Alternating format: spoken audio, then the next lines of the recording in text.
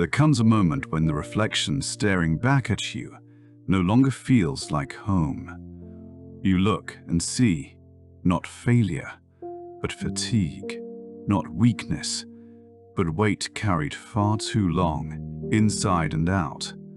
This is not merely about the body, it is about reclaiming command over yourself, the ancient art of ruling from within. If you like this video, subscribe, like, comment, and turn on notifications for more. Also check out our Patreon and Buy Me a Coffee links in the description. The Stoics believed the body is the servant of the mind, and the mind the student of reason. When the mind grows idle, the body follows. When the mind sharpens, the body obeys. This journey is not a punishment for who you've been. It's a return to who you were meant to be. Each breath, each choice, each refusal to give in to ease, they're acts of rebellion against chaos. You are not beginning a diet.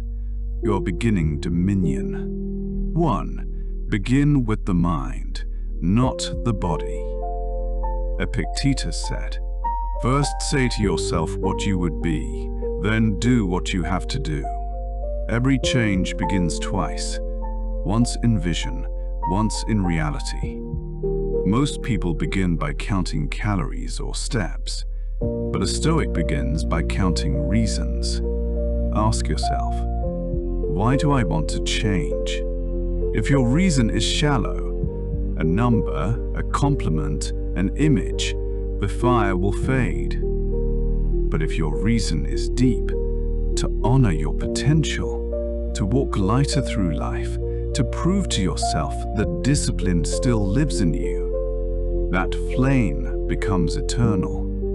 When the mind commits, the body follows. When the mind hesitates, the body drifts. Every time you wake and think, "I can't," today, remember, you are not fighting the workout. You're fighting the whisper that says you're not capable. You are not resisting the food. You're resisting the voice that craves comfort over control. My body obeys the strength of my mind. Each choice is a command to your future self, and each command teaches your body whom it serves, the master or the moment. You are the master. Act like it. 2. The weight you carry isn't just on your body. The mirror only shows what's visible. But much of the weight we carry lies unseen. The heaviness in the chest, the guilt of past choices, the quiet stress that builds when we live without alignment. Marcus Aurelius wrote, "You have power over your mind, not outside events." He knew that the mind creates burdens heavier than any flesh could bear. Often, overeating is not hunger, it's avoidance. We eat to mute pain, to drown noise, to fill an emptiness that food cannot touch. But the Stoic learns to sit with the feeling instead of feeding it. I face what I feel. I do not feed my pain, I free it. Healing begins when you stop seeing food as the enemy and start seeing impulse as the teacher. The binge, the guilt, the repetition, they are not curses. They are signposts pointing to where control was lost. When the craving arrives, pause. Ask it, what are you asking me to feel? Loneliness, boredom, fear? Answer honestly, and you will see that hunger is rarely for food. 3. Pain is not the enemy. Modern comfort has made us allergic to effort. We run from discomfort as though it were danger, when in truth it is the first language of growth. The Stoics didn't chase ease. They trained for endurance. Marcus Aurelius faced sickness, betrayal, and endless responsibility, yet he wrote calmly, "The impediment to action advances action. What stands in the way becomes the way. The weight on your body is a translation of the weight you've carried in silence. Let both go. Release the punishment. Keep the lesson. Discomfort is not danger. It is the forge of my strength. 4. Discipline over motivation. Motivation is a spark. Brief, emotional, unreliable. Discipline is the fire you build from it and tend when the spark dies. Each time you feel fatigue and keep going, you forge a new self, one that no longer bows to resistance. Every drop of sweat is a declaration. I am willing to suffer now so I can stand stronger later. In your own journey, pain is not a warning sign to quit. It is the sound of change in motion. The burning muscle, the empty stomach, the early alarm. These are not punishments. They are the echoes of transformation. The Stoics lived not by feeling, but by principle. They woke, they worked, they reflected, not because it was easy, but because it was right. You will not feel inspired every day. There will be mornings when the weight of the blanket feels heavier than the weights you plan to lift. But remember, your feelings are weather. Discipline is climate. Discipline means choosing what is right over what feels right. It's not glamorous. It's not loud. It's not even exciting most days. But it is freedom. I act whether I feel like it or not. My duty is stronger than my mood. Think of the craftsman who carves stone. Each strike seems insignificant, but over time, form appears. That is discipline, the art of consistency without applause. 5. Simplicity wins. The modern world complicates everything.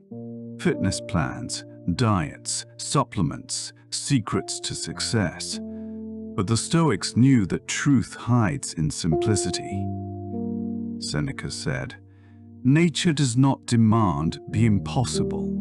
Simplicity means stripping away the noise. No more obsessing over 10-step formulas or miracle routines. No more comparing your pace to someone else's highlight reel. Your only focus: eat clean, move daily, rest deeply, and repeat. Nature asks you to move, to rest, to eat what the earth provides. The body already knows how to heal. It only needs you to stop interfering. The Stoics saw emotion not as an enemy, but as an event, temporary, passing, without identity.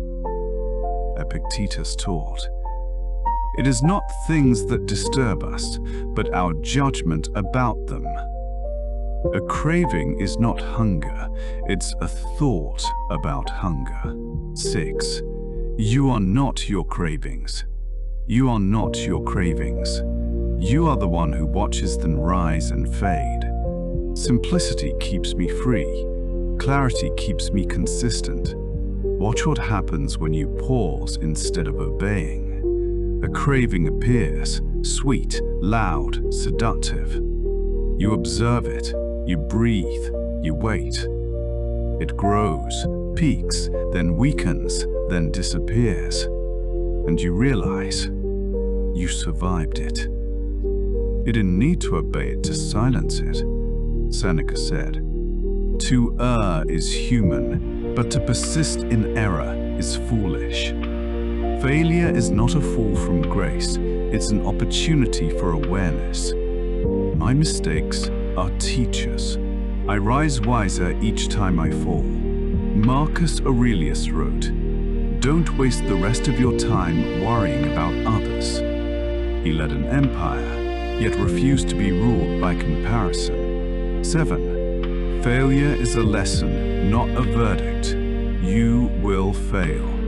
You will slip, binge, skip workouts, and wake up ashamed. The Stoics would tell you, good, because now you can practice philosophy. 8. Compare only with who you were. Comparison poisons progress. It tells you you're too slow, too far behind, too late. But the Stoics measured themselves only by virtue, not vanity. Stillness strengthens me. Rest renews my discipline. Cravings are visitors. I am the house. Still, strong, unmoved. 9. Rest with intention. In the pursuit of progress, we glorify exhaustion. But the Stoics understood. Strength without rest becomes self-destruction. This is not a phase. This is who I am becoming. 10. Make it a way of life, not a phase. The Stoics didn't practice virtue for a month or a season. They lived it as a way of being. Health, too, must become identity, not an experiment, not a temporary fix. My only competition is who I was yesterday. Transformation isn't about losing something. It's about remembering something. That deep inside you is a strength that never died, only slept. You are not beginning again. You are returning. Returning to control, to clarity, to command of your own will. Every bite you resist, every morning you rise, every small act of consistency. It's not about the mirror. It's about sovereignty. It's about proving that nothing outside of you, not comfort, not craving, not weakness, can dictate who you are. I am disciplined. I am patient. I am in command of myself.